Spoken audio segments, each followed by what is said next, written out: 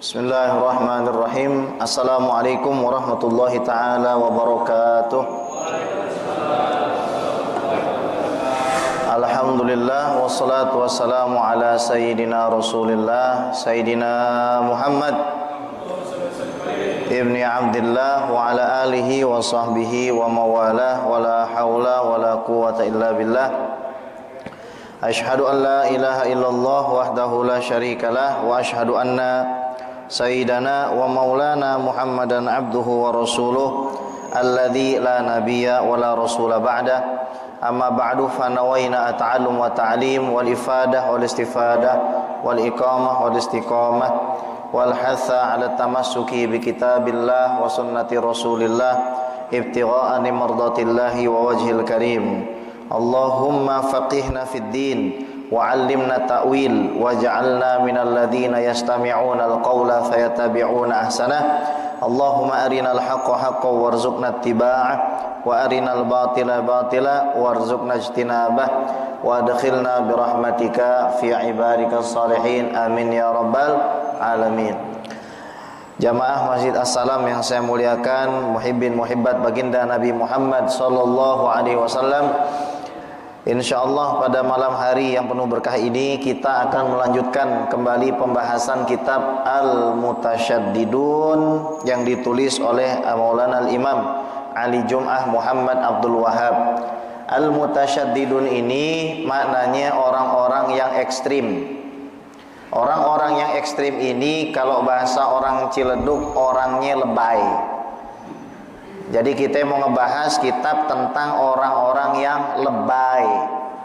Lebay nyalahin orang, lebay nganggap orang syirik, lebay nganggap orang ahli bid'ah, dan celakanya mereka ini memvonis menuduh orang-orang baik. Kalau kemarin kita sudah bahas cirinya nih orang-orang, mereka mensifati Allah Subhanahu wa taala dengan tempat. Artinya Allah bertempat, ada batasnya. Mereka mengatakan Allah terbatas dari arah bawah.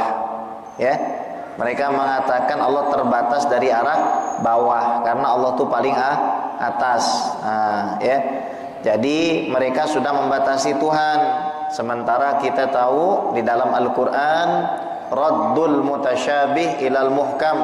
Kita itu wajib untuk mengembalikan ayat-ayat yang enggak jelas pemahamannya, susah dipahamin, kepada yang memang jelas pemahamannya. Contoh ayat yang jelas pemahamannya laisa kamitslihi syai'un wa huwas samiul basir. Jadi Allah tidak diserupakan dengan apapun. Kalau ada ayat yang mengindikasikan penyerupaan Allah dengan suatu hal, maka dikembalikan kepada Asy-Syura ayat 11. Allah tidak serupa dengan segala sesuatu. Artinya maknanya di sini adalah ayat tersebut pasti memiliki maksud yang lain. Nah, itu nanti kita akan bahas. Itu ciri pertama. Jadi kalau ada orang mengatakan, wah Allah tuh bertempat, nah, di tempatnya di atas, ya. Mereka juga rancu, kadang mengatakan di atas arsy, terus mengatakan di atas langit, mengatakan di langit dunia. Yang benar yang mana coba? Langit dunia sama langit sama nggak? Beda. Terus arsy dengan langit dunia sama nggak? Beda. Arsy dengan langit sama nggak? Beda. Nah, jadi ini ada kerancuan di dalam cara berpikir memahami teks. Nah, ini ciri mereka yang pertama. Sekarang ciri mereka yang kedua, intiqasul asy'ariyah. Mereka ini gampang sekali menghina Asy'ariyah, kaum Asy'ariyah. Siapa kaum Asy'ariyah? Ya kita, mayoritas umat Islam. Apa Bu? Asy'ariyah. Asy'ariyah. Jadi kalau kita lihat akidah kita sifat 50, sifat 20-nya wujud, qidam, baqa, mukhalafatulil hawadithi, qiyamuhu binafsihi, wahdaniyah, qudrah, iradah, ilmun, hayat, sama, basar, kalam, qadiran, muridan, aliman hayan sami'an basiran mutakaliman. Nah, itu namanya akidah Asy'ariyah. Jadi kalau ada orang mengatakan akidah Asy'ariyah ini akidah yang enggak benar, akidah Asy'ariyah ini akidah yang sesat, maka sebenarnya yang sesat itu mereka. Karena kalau kita menyalahkan orang yang benar sementara orang itu benar, pasti kita salah, begitu aja. Apalagi ini di dalam permasalahan usuliyah, di dalam permasalahan pokok yang kita ini nggak boleh sembarangan menilai orang, ya. Ini ciri mereka yang kedua.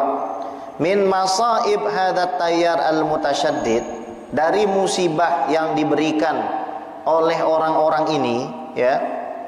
Annahum ittahamu, mereka menuduh al-asy'ariyata, kita kaum Asy'ariyah, bi annahum firqatun dhalah, bahwasanya kaum Asy'ariyah ini kelompok yang tersesat.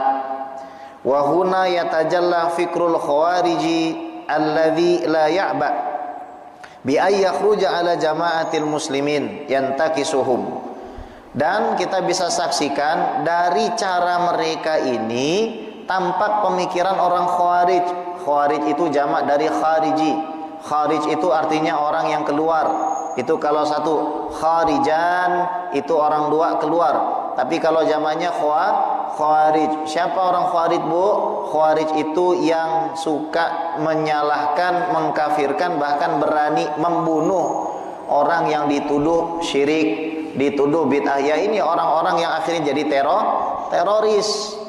Di zaman Nabi SAW ada orang-orang seperti itu, berani menyalahkan, bahkan berani menganggap dirinya lebih baik dari Rasulullah. Di zaman sahabat lebih parah lagi. Di zaman Sayyidina Ali bin Abi Thalib mereka membunuhi sahabat Nabi, ya. Makanya kalau kita lihat orang-orang yang jadi teroris, itu pemikirannya pasti begini, ya. Dia pasti dengan mudah menyalahkan kaum Asy'ariyah. Tuh, salah satu cirinya tuh.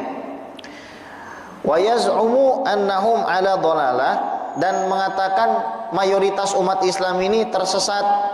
Wa yadda'il haqqa li nafsi, dia anggap dirinya benar sendiri. Jadi ulama zaman dulu tuh blow on dianggapnya begitu. Ini ada yang lucu, Bu. Kadang-kadang ada orang mengatakan saya salaf, ngikutin salaf. Salaf itu apa? Al-mutaqaddim minal ummah. Artinya orang yang datang terlebih dahulu, itu salaf. Bapak nih salafnya saya. Kenapa? Karena bapak lahir duluan. Nah, tapi secara istilah yang dimaksud salaf adalah generasi terbaik dari abad ke-1 sampai abad ke-3. Ada yang mengatakan sampai abad ke-5 Hijriah. Jadi Imam Syafi'i termasuk salaf enggak? Salaf, karena Imam Syafi'i lahirnya di periode abad kedua Hijriah. Imam Syafi'i termasuk salaf. Imam Syafi'i kunut nggak? Kunut. Kalau ada orang bukan sekedar nggak mau kunut, kalau nggak mau kunut, imam lain juga ada yang nggak mau kunut, tapi membid'ahkan doa kunut, berarti dia klaim mengatakan bahwa ia adalah ngikuti salaf, bohong. Dia telah berdusta. Karena Imam Syafi'i ini termasuk dari golongan salaf. Kalau mengatakan salafi, itu artinya menisbatkan dirinya kepada salaf. Misalkan Al-Jogjawi menisbatkan dirinya kepada orang Jogja. Al-Cileduki, nah, itu ya. Artinya orang Ciledug. Nah, kalau nisbat diri kepada salafi, ya berarti menisbatkan diri kepada abad pertama dari orang-orang terbaik. Kita salafi nggak? Salafi. Kenapa? Ya karena cara ibadah kita, cara sholat kita, muamalah kita ngikuti Imam Syafi'i. Imam Syafi'i salafi nggak? Salafi. Jadi jangan ngambil klaim sendiri dong. Ya. Kalau dia bilang yang benar tuh jalan salaf, betul, jalan salaf benar. Wah, jalan salaf tuh bukan cuma jalanmu, gitu. Orang kunut ya salaf. Orang tahlilan ya salaf. Orang bersedekah untuk nama mayit, baca Quran, dikirim pahalanya ya salaf.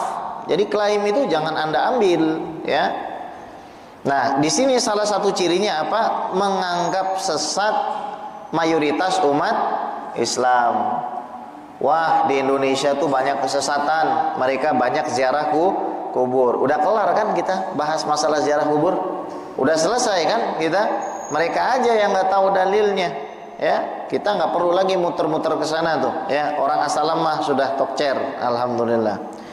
Wal Asy'ariyah, nah, tapi kan kita jadi bertanya, Asy'ariyah ini apa gitu ya? Apakah sejenis cimol apa-apa gitu kan?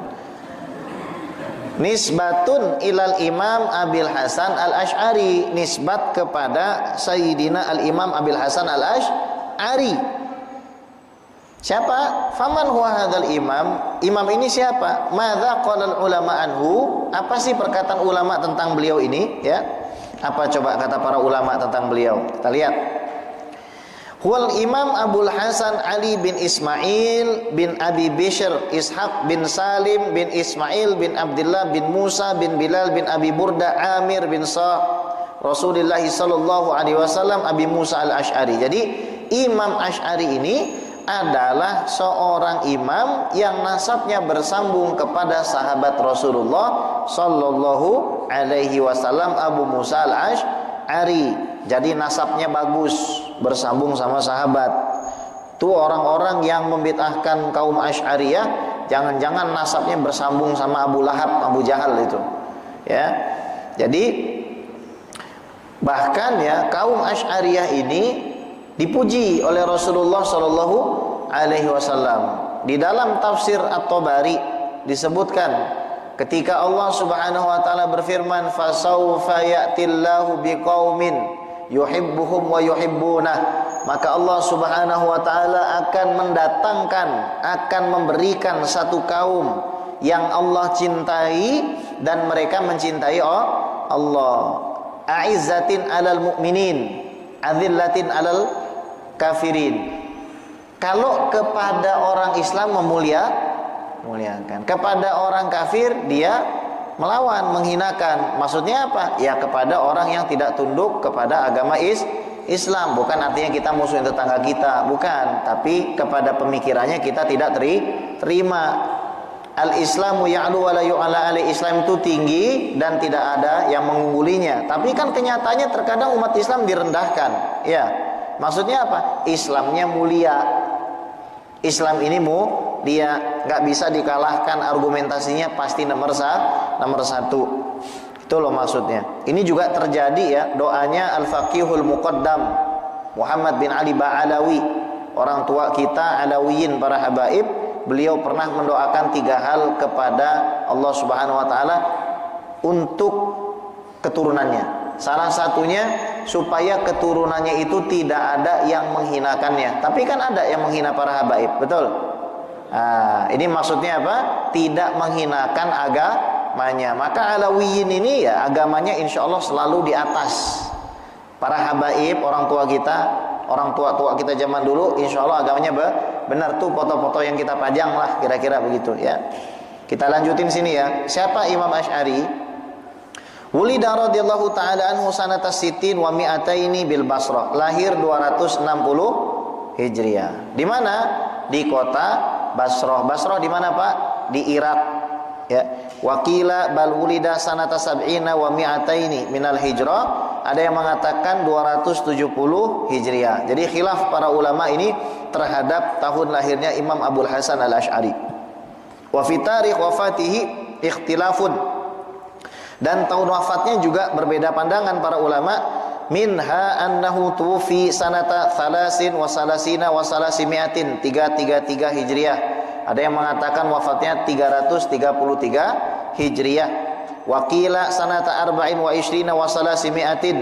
Ada yang mengatakan 324 Hijriah. Waqila sanata salasina wa salasimiatin.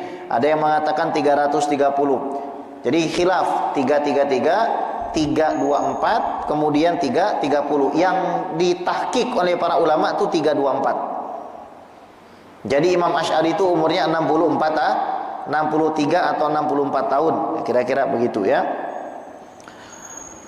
Tuwfiya rahimahullah bi Baghdad wa dufina bainal Qurhi wa Babil Basrah. Jadi beliau wafatnya di Baghdad. di antara Al-Qurhi dan juga pintu Basrah. Semoga kita bisa ziarah ke Baghdad. Amin ya rabbal alamin.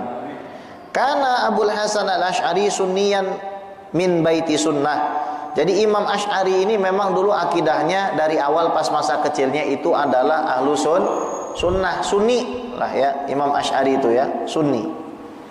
Kemudian tsumma darasal i'tizala ala Abi Ali Al-Jubba'i wa tabi'ahu fil i'tizal.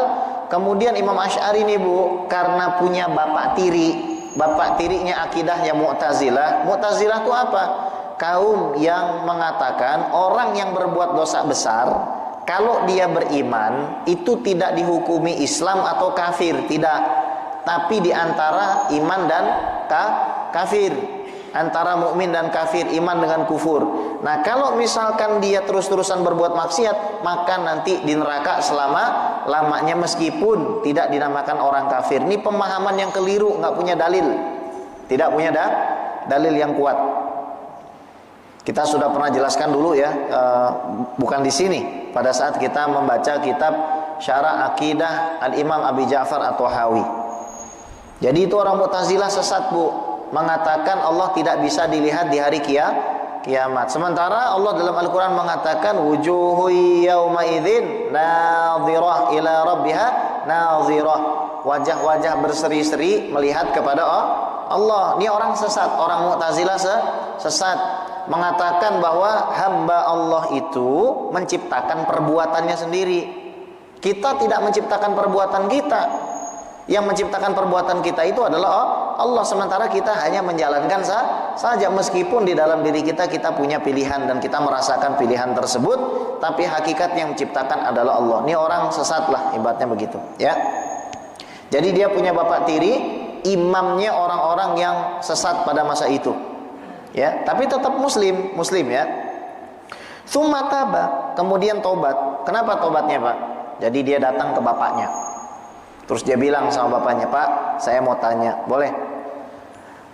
Menurut bapak nih, kalau ada 3 orang, yang satu anak kecil meninggal, yang kedua orang dewasa mukmin beriman meninggal, yang ketiga orang kafir meninggal, mereka di mana? Oh, yang kecil itu dia masuk ke dalam surga karena dia belum balik. Oh, yang dewasa mati dalam keadaan beriman juga masuk surga karena dia beramal soleh. Oh, yang ketiga dia masuk neraka karena dia kafir kepada Allah. Oke Pak, kita kan punya akidah nih Mu'tazilah Pak, betul?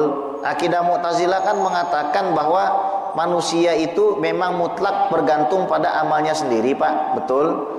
Dan Allah Subhanahu Wa Taala tidak menciptakan keburukan Pak, betul?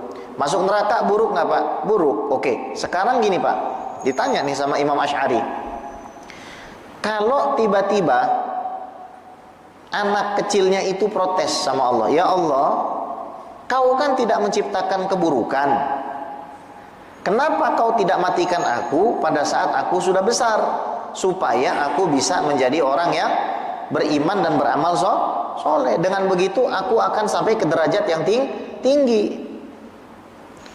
Bapaknya jawab, oh kalau gitu gampang jawabnya. Allah akan katakan, aku mematikanmu pada saat masih kecil karena aku tahu ketika kamu besar kamu akan jadi orang kafir. Kalau begitu gimana Pak kalau orang tuanya yang protes? Orang tua yang mati kafir misalkan, dia protes, ya Allah kenapa engkau tidak matikan saja saya dalam keadaan pada saat saya masih ya kan? Akhirnya bapaknya kagak bisa jawab. Apa yang terjadi setelah itu? Nah lihat ya, summa taba. Kemudian Imam Asy'ari bertobat.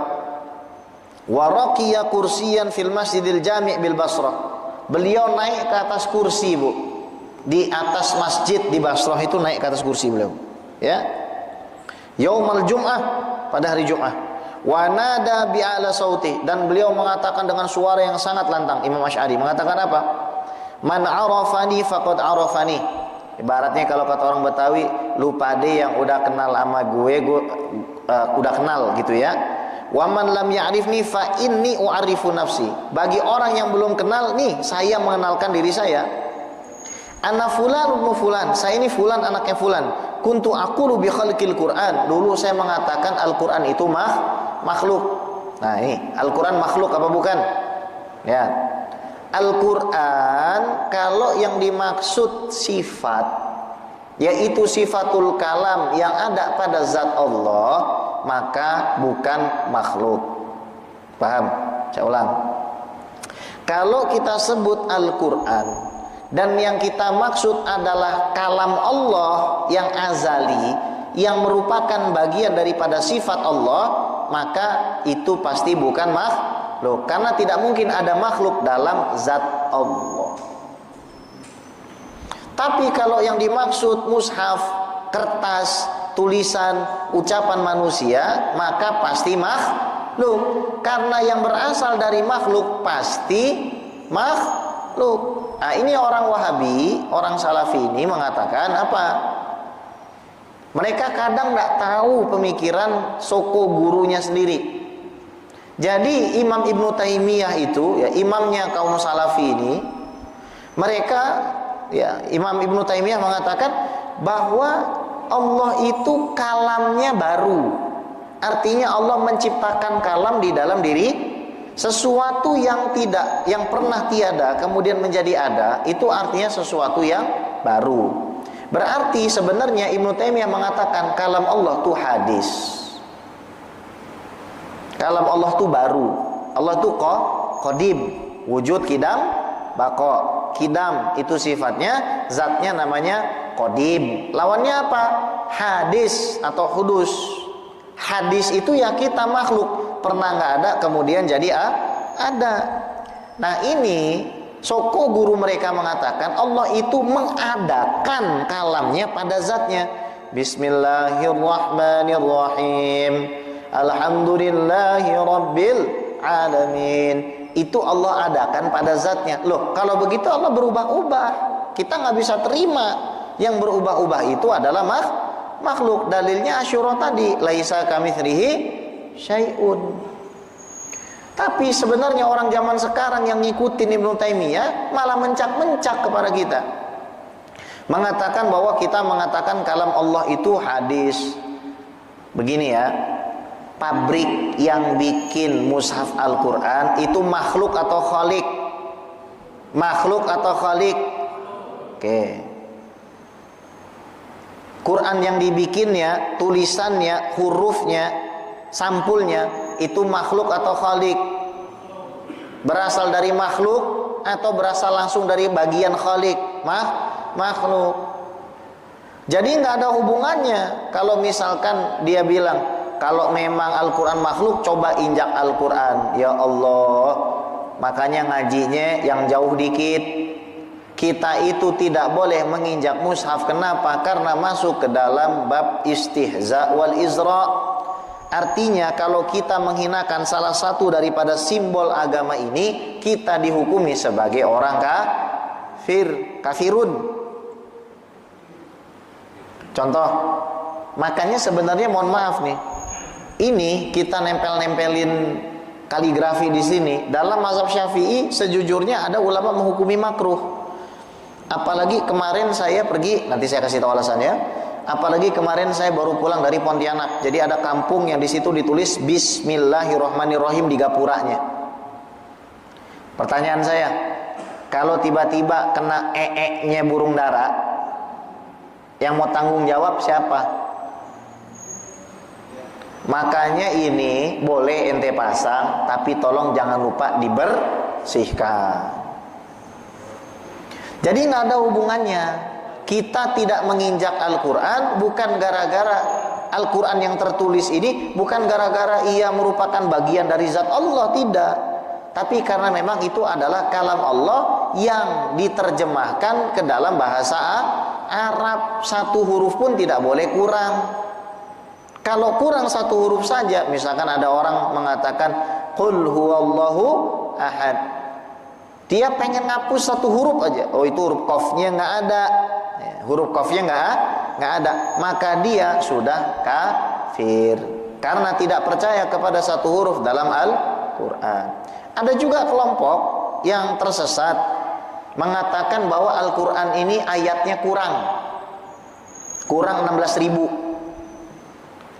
Jadi orang Syiah di zaman dulu tuh Pak, dia punya keyakinan bahwasanya Al-Qur'an ini ayatnya kurang 16.000 ayat. Nanti di hari kiamat akan dilengkapi oleh siapa? Al-Imam Mahdi versi mereka. Berarti sekarang Al-Qur'an kita itu kurang sempurna, kata dia. Tapi zaman sekarang ya banyak yang nggak mau ngaku. Itu perkataannya siapa sih? Al-Majlisi, ya, kemudian Abu Ya'qub Al-Kulaini, ya, semua pentolan-pentolan orang Syiah zaman dulu lah.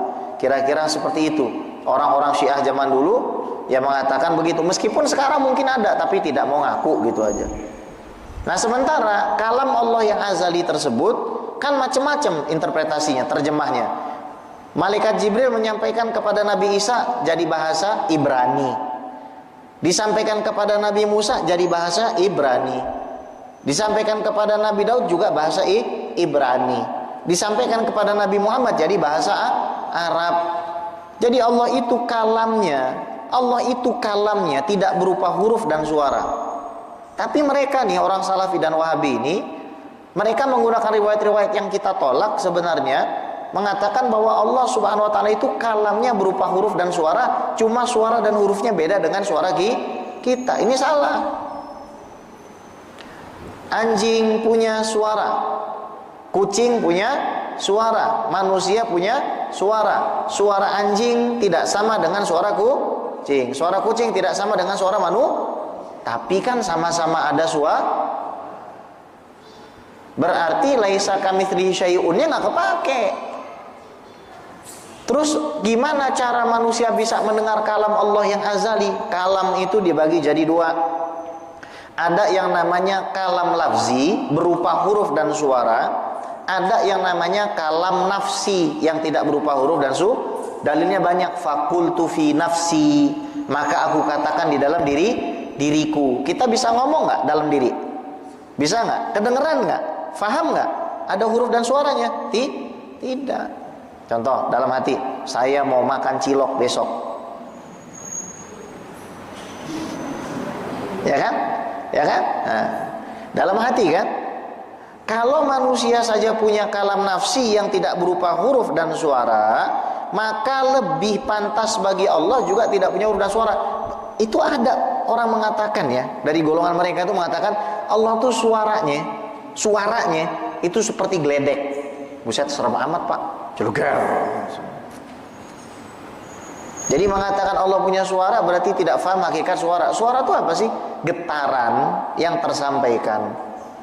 Itu suara. Makanya sekarang suaranya menggema. Kenapa? Karena tidak ada media lain yang menyerap suara. Coba nih dipenuhin sama meja atau lemari, pasti suaranya tidak akan menggema. Kenapa? Karena suaranya terserap oleh benda-benda yang ada di situ. Ini orang salah cara berpikirnya, mengatakan Allah punya suara.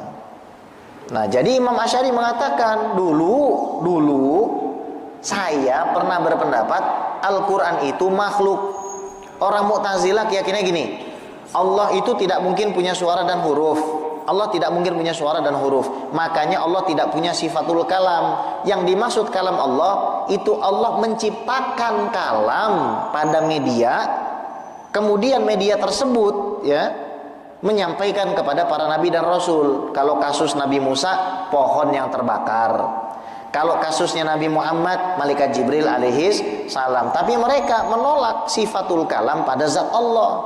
Kalau kita enggak, Allah punya namanya sifatul kalam. Tidak ada awalan, tidak ada akhiran, tidak ada bunyinya. Tapi kemudian sifatul kalam itu diperdengarkan kepada malaikat Jibril. Malaikat Jibril diperintahkan untuk menerjemahkan sifatul kalamnya Allah berupa Al-Quran ke dalam bahasa Arab. Diperintahkan juga menyampaikan ke dalam bahasa Ibrani, jadilah Injil, Taurat, dan Zabur. Bukan artinya Allah ganti-ganti bahasa. Kita harus paham tuh. Maknanya Allah punya kalam bukan artinya ada suara. Bib, apakah kita bisa mendengar? Bisa atas izin Allah mendengar kalam Allah yang qadim itu. Ya, atas izin Allah Subhanahu wa taala. Wa anna Allah la tarahu al-absar. Dulu kata Imam Asy'ari, saya meyakini Allah tidak bisa dilihat pakai mata. Ini kalau orang Wahabi Salafi, ya, dia mengatakan Allah bisa dilihat dari atas, Allah di atas. Jadi kita ngelihat Allah nanti di surga begini. Oh, kayak ngeliatin tukang ledeng, ya kan, atas gini kan. Kalau orang Syiah mengatakan Allah tidak mungkin dilihat. Gimana mungkin kita bisa melihat sesuatu yang tidak ada tempatnya? Wahabi mengatakan Allah tuh bertempat, dilihatnya ke atas, karena Allah bertempat di atas. Orang Syiah mengatakan Allah nggak punya tempat, makanya Allah nggak bisa dilihat. Kita Aswaja keren dong. Aswaja bilang apa? Allah itu nggak ada tempat, nggak butuh tempat, dan nggak punya tempat, nggak bertempat, tapi Allah masih bisa dilihat. Dalilnya mana? Pada saat kita tidur bermimpi, terus ada suami atau istri kita tidur di samping kita, mereka dalam keadaan terjaga. Yang mana yang melihat Ka'bah pada saat itu? Dua-duanya di Ciledug. Tapi ada salah satu yang melihat Ka'bah. Yang mana? Yang menjem atau yang melek? Yang menjem. Berarti kan bisa kita melihat sesuatu tanpa tempat. Kalau makhluk aja ada yang bisa dilihat tanpa perlu bertempat, apalagi Allah pasti bisa dilihat tanpa tempat, ya. Taib. Kemudian wa anna af'al syarr ana af'aluha. Beliau mengatakan, dan saya meyakini dulu saya menciptakan kejahatan. Enggak. Fa'alhamaha fujuraha wa taqwaha, dan kami ilhamkan maksiat dan juga takwanya manusia. Ata'buduna ma tanhitun wallahu khalaqakum wa ma ta'malun. Ya. Apakah kamu akan menyembah apa yang tanganmu ciptakan, sementara yang menciptakan kamu dan perbuatan kamu adalah Allah. Oke. Yang menciptakan iblis siapa? Yang memberikan iblis tangan, kaki semua siapa? Yang menciptakan keinginan di dalam hati iblis untuk bermaksiat siapa? Allah. Kalau iblis menciptakan keinginannya sendiri, berarti Allah punya saingan. Artinya Allah tidak bisa menciptakan keburukan. Lemah dong Allah kalau tidak bisa menciptakan keburukan. Kecil. Apakah sebuah aib menciptakan keburukan bagi Allah? Oh tidak. Karena Tuhan itu maha bebas berkehendak. Yang mustahil untuk Allah ciptakan adalah sesuatu yang mustahil untuk diyakini. Contoh, Allah menciptakan anak dan istri. Allah beranak. Allah menciptakan saingan. Allah merubah dirinya menjadi kodok. Allah merubah dirinya menjadi manusia.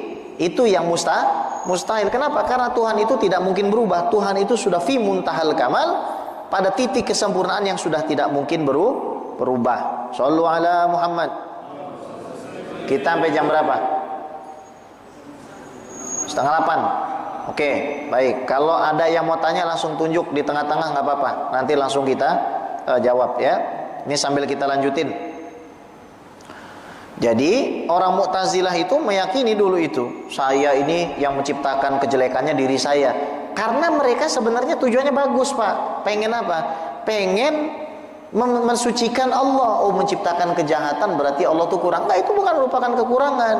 Karena kita dalilnya Quran, la yus'alu amma yaf'alu wa hum yus'alun. Bisa nggak? Boleh nggak manusia mempertanyakan perbuatan Tuhan? Tidak mungkin.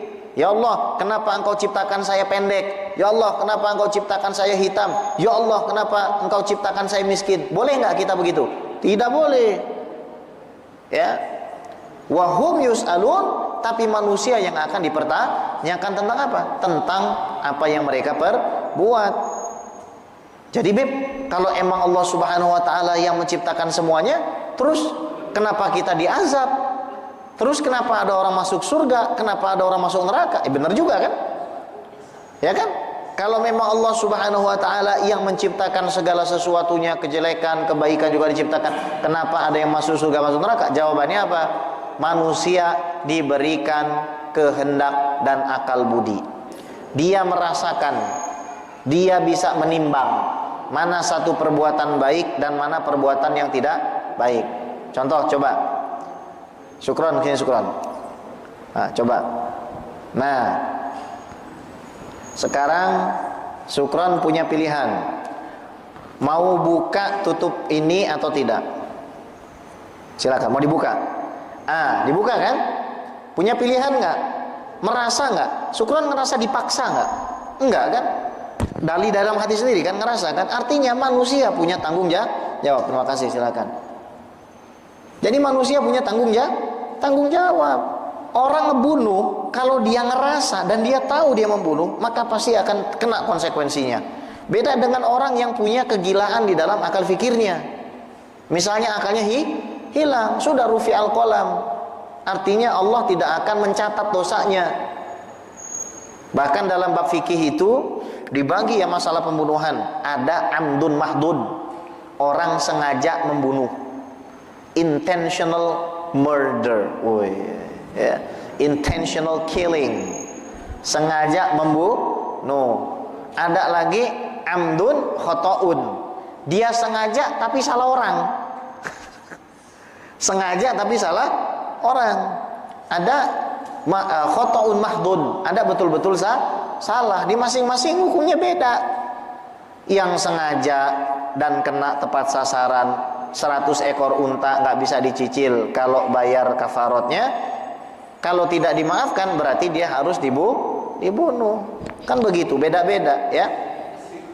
Kalau yang kedua, yang salah orang tapi punya intensi, ya dia tetap harus kisos. Ya, kalaupun dia membayar fidyah, membayar diatnya, kafarotnya tersebut, maka dia tidak boleh mencicil, harus langsung dibayar. Jadi ada perbedaan. Kenapa? Melihat kepada intensinya manusia tersebut, gitu. Baik. Itu dalam ilmu fikih begitu, ya. Wa anna af'ala syar'an af'aluha wa anna taibun muqli'un, dan saya tobat. Saya tidak lagi meyakini Al-Quran itu kalam Allah yang azali makhluk. Saya tidak lagi meyakini Allah tidak bisa dilihat di hari kiamat. Saya tidak lagi meyakini saya yang menciptakan kejahatan. Saya tobat, ya, mu'taqidan ay mu'taqidun lirrad 'alal mu'tazilah. Saya meyakini bahwasanya Mu'tazilah itu harus dibantah. Saya meyakini bahwasanya saya harus membantah kaum Mu'tazilah ini sesat. Mukhrijun li fadaihihim wa ma'ayibihim, saya akan tampilkan semua keburukan mereka. Saya akan tampilkan semua kesalahan pemikiran mereka. Wajib begitu. Imam Asy'ari nih Pak, ketika sudah jadi ahlu sunnah, ngikutin jalannya Imam Ahmad bin Hanbal, orang-orang Mu'tazilah kalau ngelihat Imam Asy'ari datang, mereka langsung buang muka. Kenapa? Saking takutnya sama Imam Asy'ari. Kalau Imam Asy'ari mau hadir di pengajian mereka, dijaga di depan, didorong. Ente nggak boleh hadir. Kenapa? Kalau hadir pasti bubar. Karena pasti dia akan bertanya sesuatu yang bikin bingung orang yang mengajar. Akhirnya Imam Asy'ari nggak kehilangan cara. Imam Asy'ari bikin pengajian, isinya emak-emak. Isinya emak-emak. Emak-emak itu diajarin. Emang ada yang bisa ngalangin emak-emak masuk pengajian? Emang ada yang bisa ngalangin emak-emak masuk pengajian? Nggak ada. Siapa yang bisa ngalangin emak-emak masuk pengajian? Nggak ada yang bisa ngalangin. Benar, ya kan? Akhirnya masuk deh tuh emak-emak. Ditanya, nanti kalau kamu ke sana tanyanya ini, kamu ke sana tanyanya ini, kamu tanya ke sana ini. Wah, ajib. Akhirnya pada bubar. Makanya akhirnya Al-Imam Abu Bakar As-Sayrafi mengatakan, kanatil Mu'tazilatu qad rafa'u ru'usahum hatta nasya'al Asy'ari fahajazahum fi akma'is samasim. Dulu orang Mu'tazilah kalau jalan begini Pak. Kenapa? Ya orang ahlu sunnahnya nggak ada yang bisa ngebantah argumentasi akal mereka. Gini kalau jalan sombong.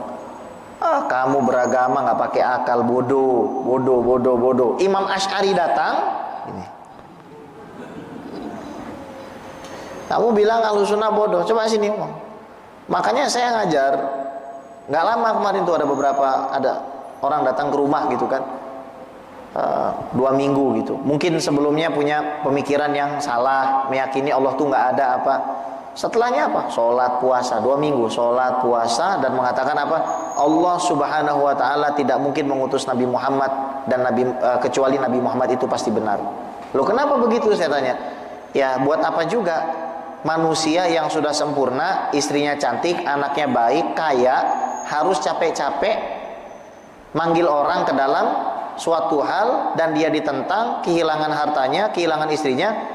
Kalau bukan karena sesuatu hal tersebut pasti benar. Gimana caranya, Bib? Ya saya bilang, apapun yang ada di pikiran Anda, sampaikan semua. Jangan ditutup. Belajar akidah ini nggak boleh tertutup. Dulu ada orang Syiah begitu, saya bilang, ayo buka pikirannya, open mind aja. Nggak mau. Saya tidak mau membuka pikiran saya. Open mind. Saya tanya sederhana saja. Kamu yakin Sayyidina Ali itu pemberani? Yakin? Tidak ada yang bisa mengalahkan Sayyidina Ali? Yakin? Kamu yakin Sayyidina Ali menegakkan kebenaran? Yakin? Terus selama kurang lebih 20 sekian tahun, kenapa Sayyidina Ali diam-diam saja terhadap kepemimpinan Sayyidina Abu Bakar, Umar dan Utsman? Bisa jawab nggak dia? Nggak bisa. Kenapa diam saja? Berarti Sayyidina Ali pengecut. Berarti Sayyidina Ali penakut. Berarti Sayyidina Ali tidak berani menyampaikan pesan Rasulullah. Ya. Bib, ini materinya susah, Bib. Gini ya. Kita harus naik sedikit levelnya di dalam membahas masalah akidah ini. Jadi ada mungkin orang-orang yang pengen jamaahnya jadi orang yang terbelakang. Kadar keilmuannya tidak naik. Kita tidak boleh begitu. Masyarakat ini harus sedikit demi sedikit di-open, dibuka mindsetnya untuk tahu yang lebih dalam tentang agama. Apalagi zaman sekarang, Bu, ya, akidah tuh gampang banget bikin orang sesat. Contoh yang paling gampang sih, orang mengatakan kenapa sih Allah tuh nggak adil. Nah, itu kan ungkapan yang sering keluar dari anak milenial zaman sekarang. Kenapa sih Allah tuh nggak adil banget deh? Saya udah capek-capek belajar, saya udah capek-capek kerja, tapi ternyata kok duit saya sedikit. Sering tuh orang ngeluh begitu kan. Itu kaitannya sama masalah akidah. Nah, kalau kita belajar akidah aswaja tahu, tidak ada satu hal pun di alam semesta kecuali Allah pasti yang menciptakan. Dan Allah Subhanahu Wa Taala ketika menciptakan suatu hal, pasti di baliknya ada hikmah. Dan Allah Subhanahu Wa Taala tidak meninggalkan diri kita begitu saja tanpa memberikan kita pedoman, petunjuk. Allah kasih petunjuk. Kalau kamu sabar, pasti akan Allah berikan kemudahan. Inna ma'al usri yusra. Dan tidaklah bertambah kesulitan di dunia, melainkan kesulitan di akhirat dikurangi. Dan tidaklah bertambah kenikmatan di dunia, melainkan kenikmatan di akhirat dikurangi. Orang yang merasakan kenikmatan berlebih di dunia, kalau misalkan ketemu sama orang yang amalnya sama, yang kenikmatannya kurang dari dia, orang yang kenikmatannya kurang di dunia pasti di akhirat lebih. Jadi nggak usah ngiri sama orang kaya, ngirilah sama orang yang ahli ibadah. Gitu. Baik. Ayo yang mau tanya silakan. Saya harus pamitan ketika Isya karena pada Isya langsung ngajar di Masjid An-Nikmah Japos, baca kitab Bidayatul fi Tafdirir Rasul karangan Imam Al-Is bin Abdis Salam tentang kemuliaan Rasulullah sallallahu alaihi wasallam dan sahabat Nabi. Silakan yang mau tanya. Iya, salam. Ente jangan nanya politik lagi ya. Ntar ente ditangkap. Iya. Waalaikumsalam warahmatullahi wabarakatuh. Siap. Waalaikumsalam. Amin.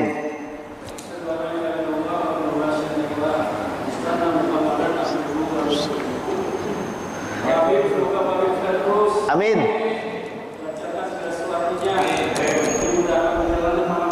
Amin ya Allah. Amin. Amin.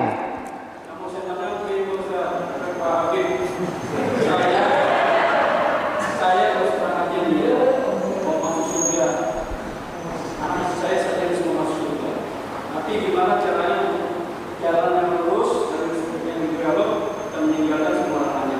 Saya harus mengambil apa bos? Baik. Makasih. Jadi pertanyaannya begini, ini yang nonton lumayan 115 orang di Instagram ya.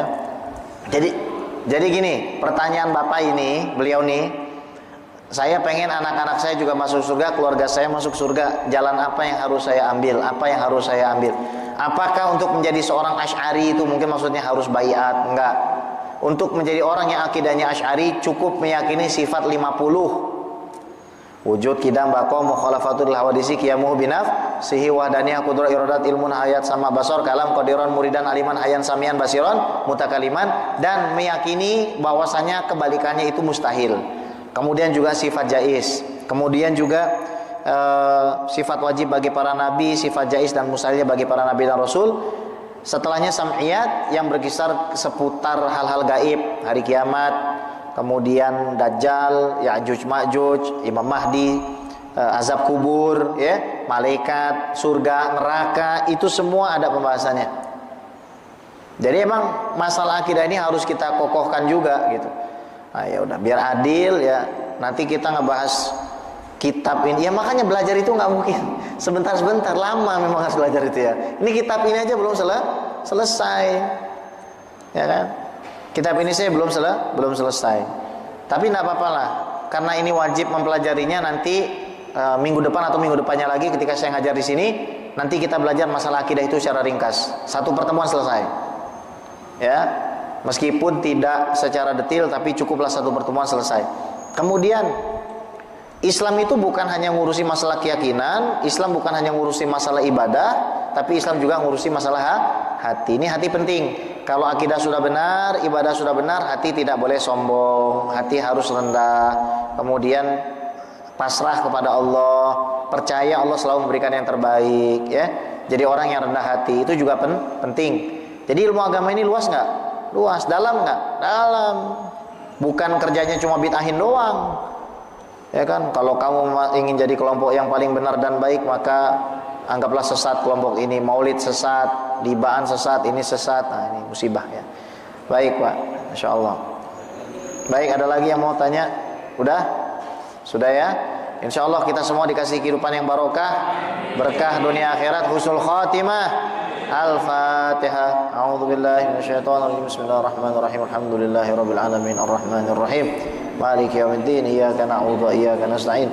Ihdinas siratal mustaqim. Shiratal ladzina an'amta 'alaihim ghairil maghdubi 'alaihim waladdallin. Amin amin ya mujahidin. Kurang lebihnya saya mohon maaf. Assalamualaikum warahmatullahi wabarakatuh.